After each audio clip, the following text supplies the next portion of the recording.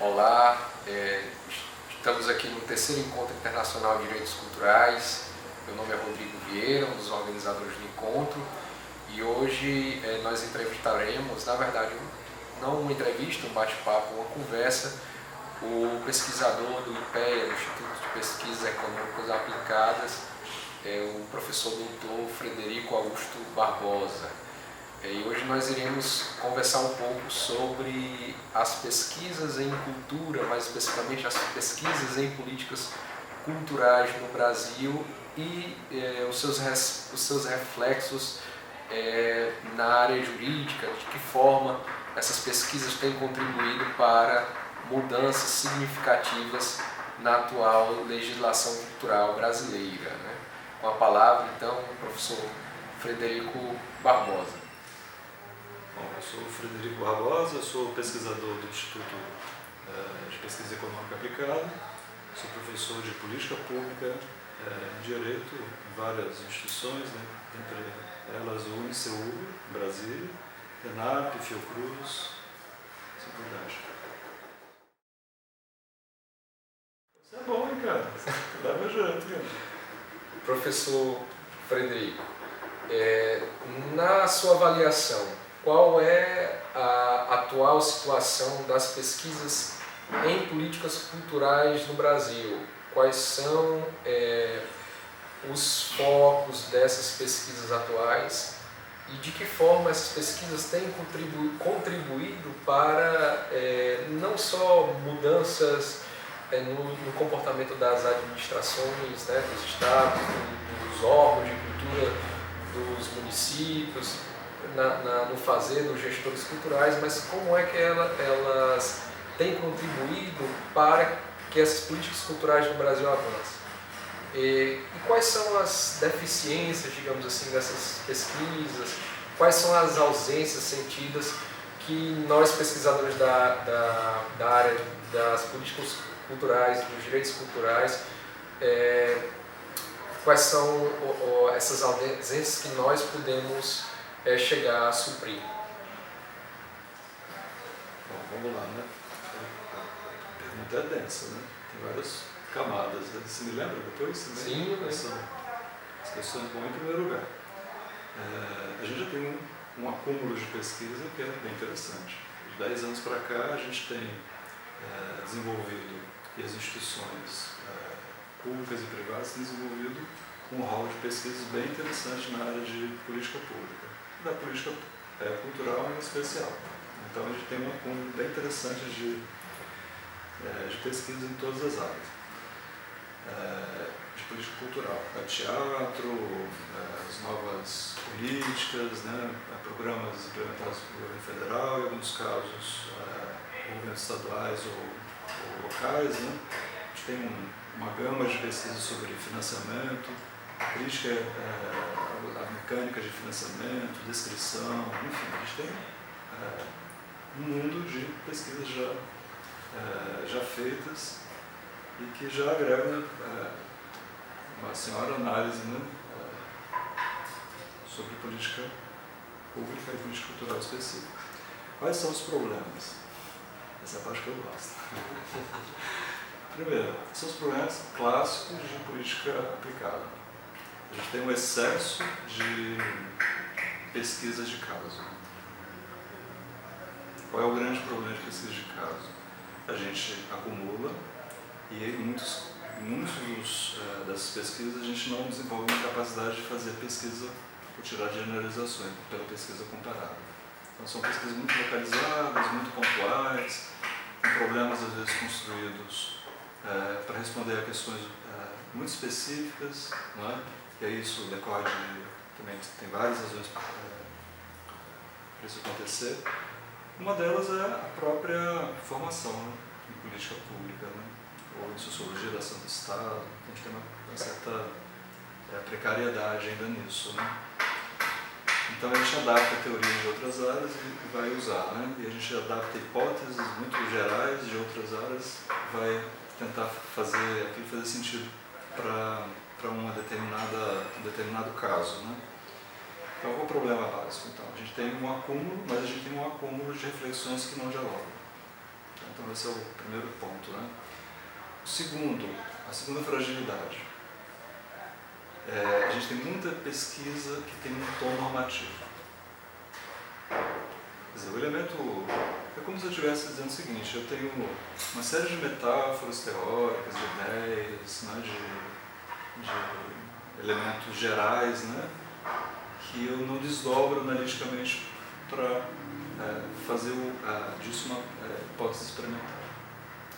Ou seja, eu não desdobro isso de forma suficiente para entender um processo, para entender uma política, para entender um nível de ação. Eu não tenho instrumentos analíticos, em muitos casos, exatamente para desdobrar essa rede metafórica, ou teórica, ou normativa, em hipóteses experimentais. Então eu tenho um problema muito sério no caso, que está relacionado com a deficiência em política empírica, em pesquisa empírica. Então esse é o segundo elemento.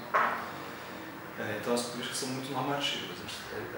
Uma boa parte disso que eu contei agora, de pesquisa acumulada, é muito mais pesquisa que faz loas às coisas que estão acontecendo, ou seja, elogios ao que está acontecendo, ou críticas também ideológicas, normativas do que está acontecendo, sem verticalizar na questão analítica, né?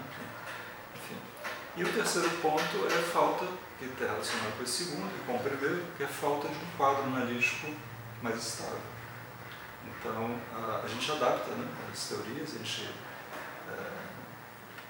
tanto para análise de casos, quanto para os elementos normativos, a gente adapta ideias gerais e transforma isso em hipóteses. E a gente não tem um quadro teórico bem estruturado para fazer a análise. Não é? Então, isso é uma deficiência. Eu acho que isso tem a ver com uma questão cultural também. Né? A gente pensa que fazer crítica é ser a favor ou contra. E aí a gente descura um pouco da discussão teórica das análises, né? Das pesquisas. Então falta um pouco disso. Esse é o problema clássico em ciência social. Ou você vai para o caos ou você vai para a generalidade.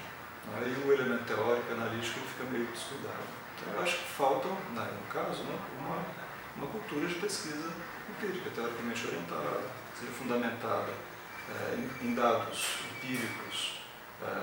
E aí pode ser representação, imaginário, cultura política. Não estou dizendo que sejam só dados numéricos ou quantitativos, mas que seja organizado do ponto de vista metodológico. Então, professor, pega no gancho da questão sobre o potencial desse acúmulo de informações e pesquisas sobre políticas culturais no Brasil, né? Voltando a insistir aqui na pergunta anterior, de que forma esse acúmulo, essa gama de pesquisas, essa rede de colaboradores e pesquisadores tem influenciado a pauta das ações relativas às políticas culturais no Brasil, né? E quais são essas potencialidades? Uma outra questão decorrente disso, né, de que forma essas pesquisas dialogam com os sujeitos, os atores que cotidianamente estão à frente dessas políticas, né, os gestores, os que participam ativamente, representando ou defendendo seus setores, nos conselhos de cultura, ou reivindicando direitos culturais através de movimentos sociais organizados ou com alguma pauta, alguma demanda específica, né? Por exemplo, uma rede de pesquisadores seria uma solução, com um projeto comum, seria uma solução viável para congregar, reunir elementos que pudessem solidificar, consolidar essas transformações? Olha, a primeira parte tem a ver com o uso social da pesquisa, né? Para o desdobramento das pesquisas que a gente acumulou em termos de ação social ou mesmo de desdobramentos institucionais. Então a gente tem várias possibilidades de desdobramento. Eu acho que essas pesquisas têm uma característica. Primeiro que é o mais básico, né? São pesquisas, em geral, de dissertação de mestrado, doutorado, já transforma pelo menos a vida de quem está pesquisando, né? Então, ele vai ser o mestre não é? Depois vai ser um doutor e ele vai poder fazer uso do título para dar aula, para reproduzir o que aprendeu, então isso já é muito legal. Então, eu acho que tem esse efeito que é o efeito da pesquisa, né, e o desdobramento da pesquisa em si, né, no campo autônomo de pesquisa e o desdobramento social um pouco esse autor vai ser, ele vai desdobrar, né, esses conhecimentos, né. Tem uma outra coisa que aí é meio opaco também, né, que isso se traduz em novas percepções, né, sociais sobre uma determinada questão. Olha, pelas características que eu supus na minha interpretação das pesquisas, eu acho que a gente tem uma mudança na percepção das coisas com as pesquisas. Elas têm fundamentalmente uma finalidade, que não é muito analítica, que é fazer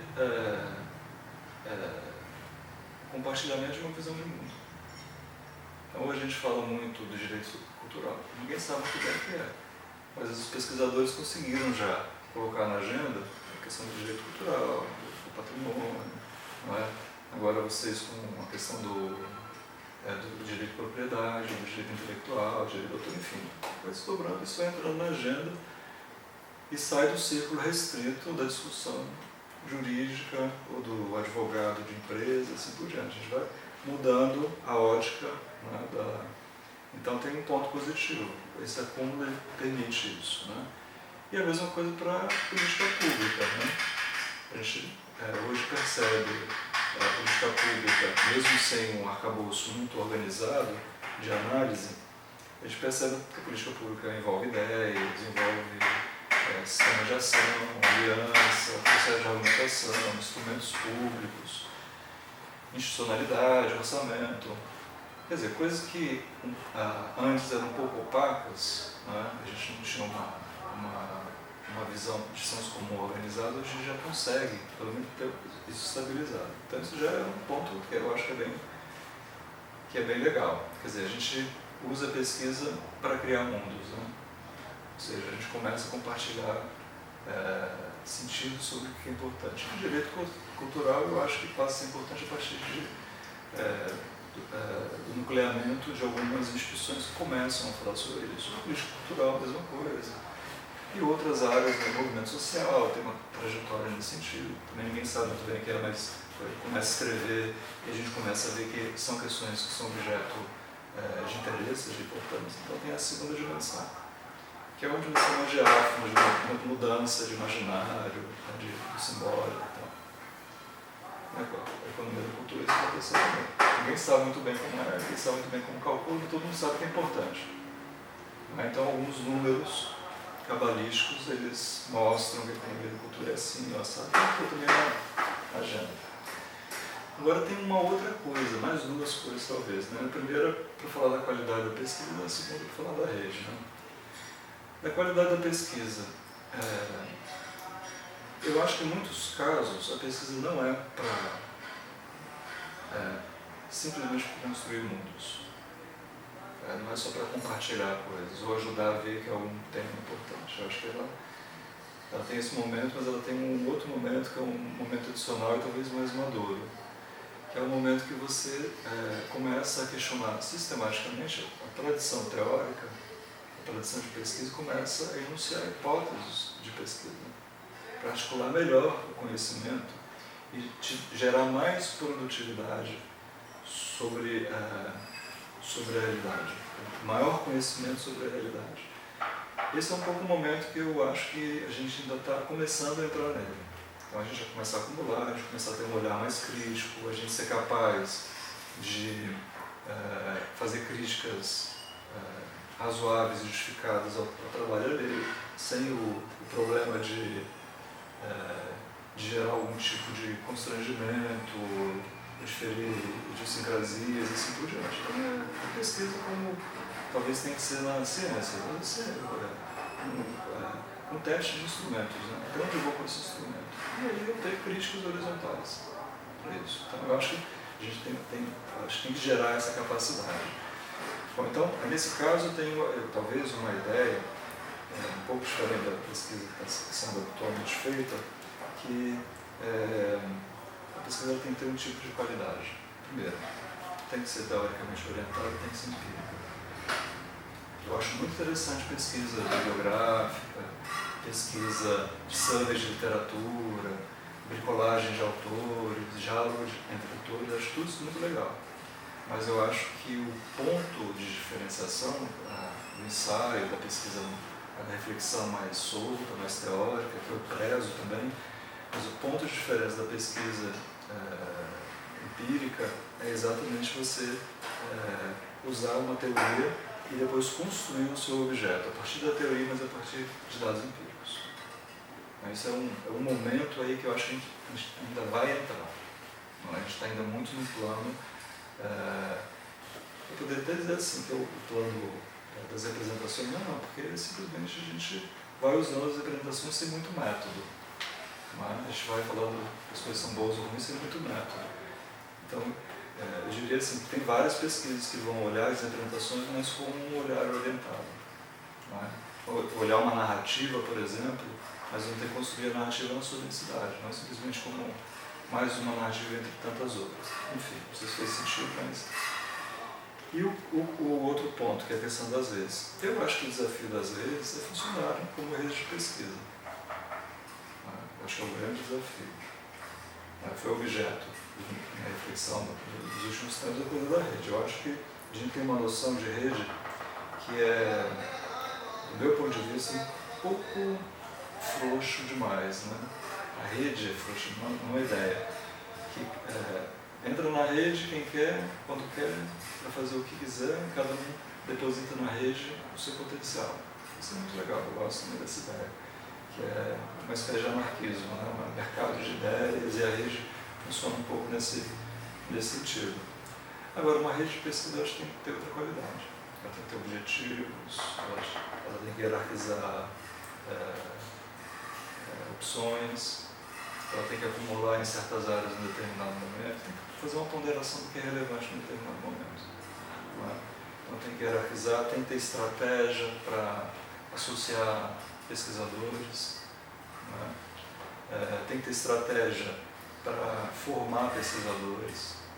Então eu acho que tem uma série de decisões em rede, e isso vai depender do desenho de rede, mas tem uma série de decisões em rede que significa dar uma certa racionalidade, uma certa intencionalidade ao que está sendo feito nas redes. Em vez de deixar tudo solto, baseado só na vontade, na capacidade de cada um, tentar trabalhar de forma interdependente. Bom, a sua análise é um pouco referente à experiência, não apenas quanto pesquisador da área de políticas culturais, mas da experiência também como docente nas ciências sociais, Mas, de alguma forma, você tem uma proximidade com o direito, que é também o que mais nos interessa. Então, eu fiz a pergunta sobre essa situação das pesquisas sobre políticas culturais no Brasil, mas queria também saber o seu ponto de vista sobre como você enxerga o atual patamar das pesquisas sobre direitos culturais no Brasil e quais são as principais deficiências que você enxerga, não apenas nas pesquisas relativas a direitos culturais, mas na sua experiência enquanto docente, deficiências que podem ser atribuídas em geral ao campo da pesquisa no direito, e como é que esses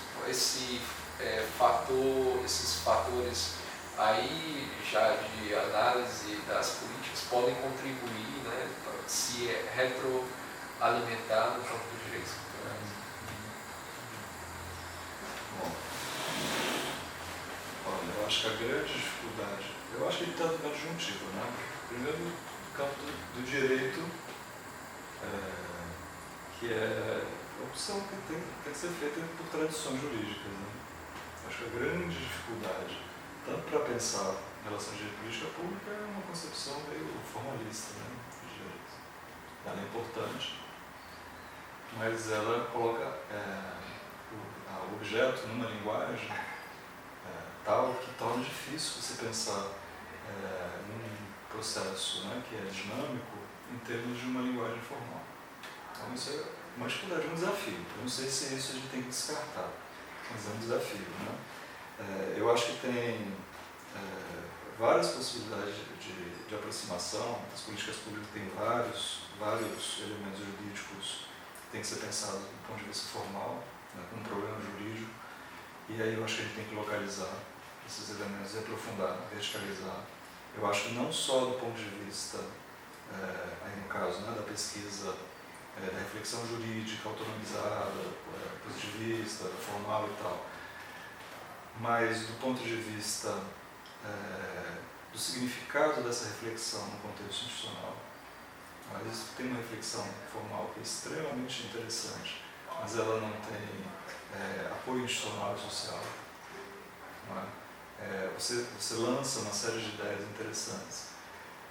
Tudo bem, é tudo muito difícil, lento para ser apropriado, mas você lança uma ideia interessante. Se você tem uma rede interessante também, você tem muito mais probabilidade de gerar um sistema de defesa daquelas ideias novas do que você tendo um pesquisador isolado. Então eu acho que tem uma dupla coisa aqui, né, que é interessante talvez na pesquisa do direito. É a gente enfrentar o desafio da linguagem jurídica, que é uma linguagem, no caso, transformando uma linguagem formal, e ao mesmo tempo você ter uma rede capaz de dar contra-soluções às soluções que são vigentes. Então você conseguir fazer um contra-discurso jurídico na linguagem do próprio direito. Então, para mim, isso é um desafio. Eu acho que tem um outro desafio, que é ampliar um pouquinho o lugar do direito na política pública. Não é? A gente tem vários elementos jurídicos em políticas públicas, desde a Constituição até a portaria, ou até um convênio, um contrato. Em geral, a gente trata os instrumentos jurídicos desses casos ou de uma forma técnica ou de uma forma ideologizada. O contrato não pode porque não é liberal. Pode convênio, mas não pode muito porque daí tem o Estado desconfiado que vai exigir uma prestação. Quais são as soluções jurídicas para as questões que são questões de política? Quais são as torções conceituais que a gente pode fazer para tornar o direito não uma entidade que diz não pode, não pode, pode, não pode, pode, não pode, e que seja uma entidade que seja capaz de resolver problemas colocados pela administração pública, pela política pública, e assim por diante. Então já tem pelo menos duas maneiras, né? O direito autônomo e outro que coloca o direito ali em contexto. E eu acho que tem mais algumas alternativas, vou falar só de uma que é a minha perspectiva. Que é você falar que existe uma possibilidade de contar, narrar o direito a partir das instituições jurídicas, de políticas jurídicas. Como que a AGU forma a rede internamente, para tomar uma decisão, para formar uma posição? Como o Ministério Público funciona? Como os juízes negociam? Como eles tomam efetivamente a decisão? Como é que se dá o processo efetivamente no direito? A partir da ideia de que eu tenho decisões que em alguns casos aparentemente são individuais, mas que elas funcionam num processo de produção social, da decisão que é às vezes muito denso e às vezes tem um processo de partilhamento muito específico. Como é que a gente dá entendimento para isso? E atua nesse sequenciamento, nesse processamento das decisões de uma maneira mais organizada. Então eu acho que a gente tem vários desafios, né?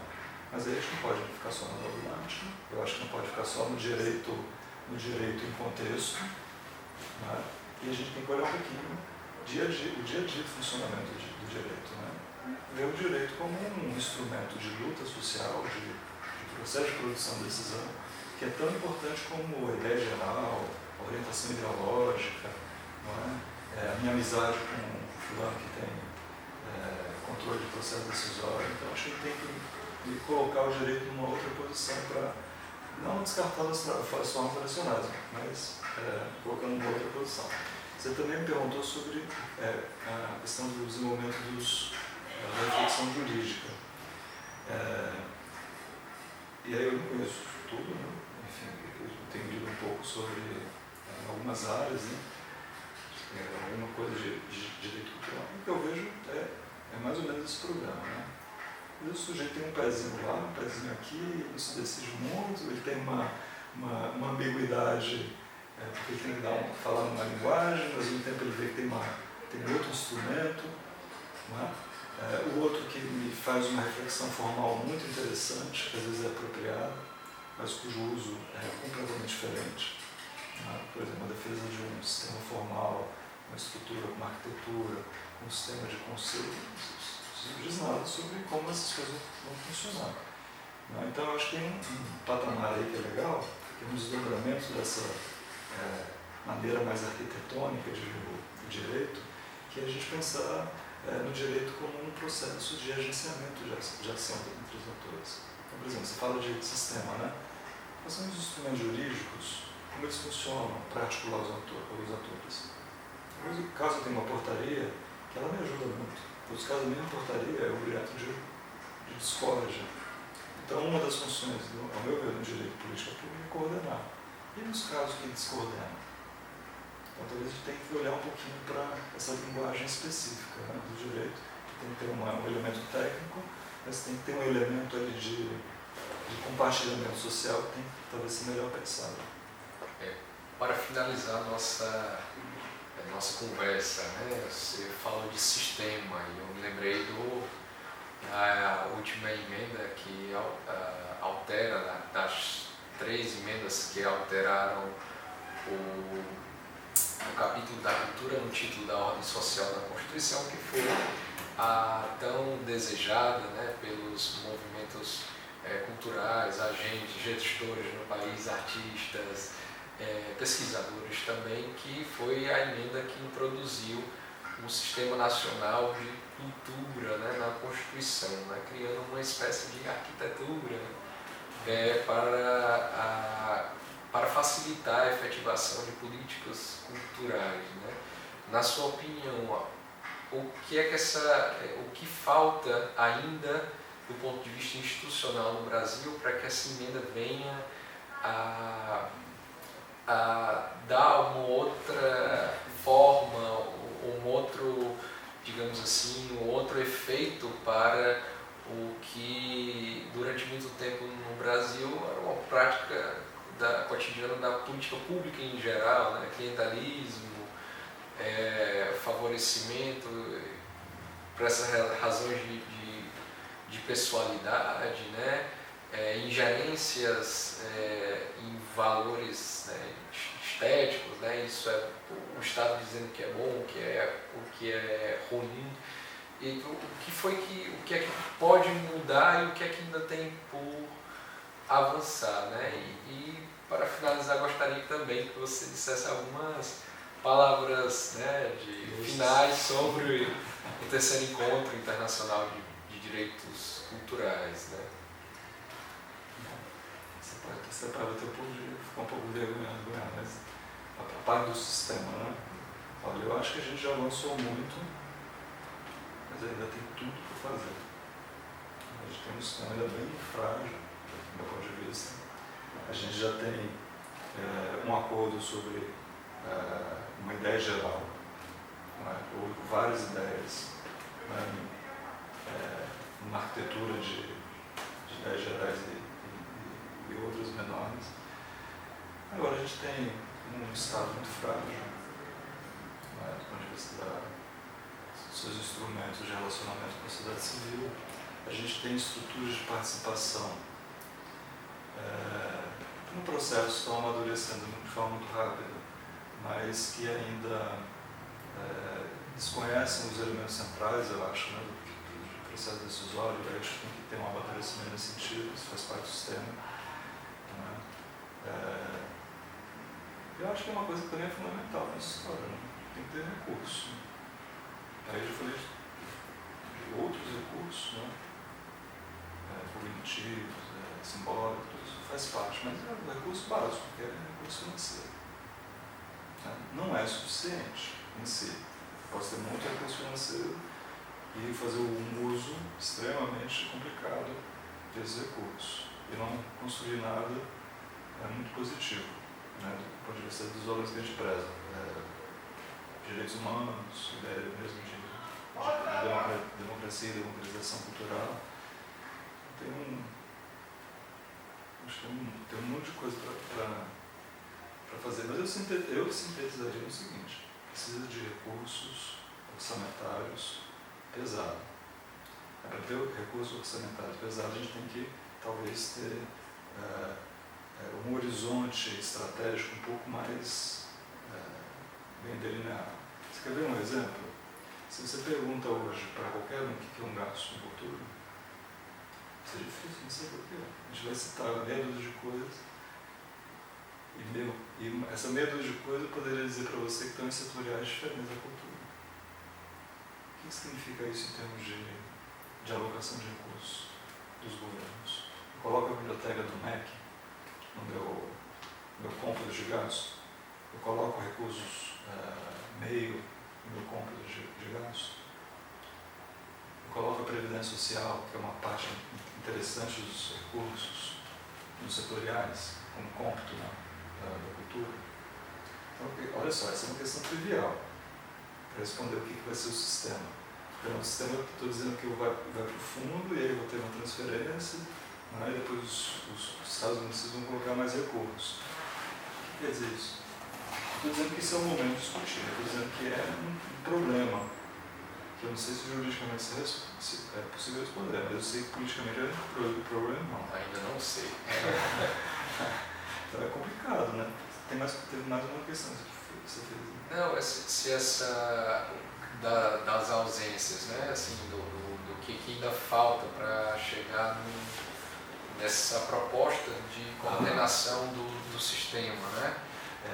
Olha, eu quando eu imaginei esse sistema, as primeiras vezes que eu conversei com o Ministério, eu também não tinha ideia do que se imaginava para esse sistema. Então o sistema é muito maior do que eu imagino, e acho que é maior até do que vocês escrevem, né? Ele é um sistema e ele tem vários sistemas dentro, né? Eu acho isso uma confusão. Eu acho que isso dá um trabalho e eu acho que o processo de azeitamento disso é muito complicado. Eu acho que é quase...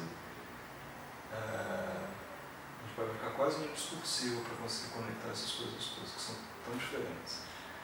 Então eu acho que a gente tem talvez alguns outros caminhos, né, para montar um sistema. Talvez uma estrutura mais leve, talvez uma estrutura mais horizontal, talvez uma estrutura de coordenação entre estados, municípios e o governo federal, para delinear algumas diretrizes mais gerais, para fazer alocação de recursos. Eu não sei, eu acho que talvez tenha que ser pensado numa estrutura que não seja essa arquitetura, né, com muitas moradas, né, um filho mais velho ao lado do pai, depois, né, as várias outras posições. Eu acho que talvez a gente tenha que ter uma estrutura de casa um pouco mais leve, mais horizontalizada, uma casa mais aberta, né, com um jardim interno, porque nessa estrutura que a gente está imaginando para esse sistema, eu acho muito complicado a gente, num curto espaço de tempo, ter todos os processos de agenciamentos adequados à montagem dessa estrutura toda. Então, as últimas palavras com relação, obrigado pelo convite. O que eu vi até agora foi muito legal. Eu acho que caminha no sentido de esse tipo de encontro, de fortalecer essa ideia de rede, essa ideia de troca, que a gente consiga sair daqui com algumas propostas de alguns grupos, de algumas redes bem articuladas. Isso gera fruto mais para frente. Então, agradeço ao professor Frederico Barbosa pela conversa, né? E finalizamos então essa primeira entrevista, convocando para num próximo quarto encontro, quem sabe a gente tem uma outra, caminhar para frente, né? Ainda que se recue alguma coisa, que a gente não para trás, que a gente siga adiante, e esperamos contar com você no próximo quarto encontro.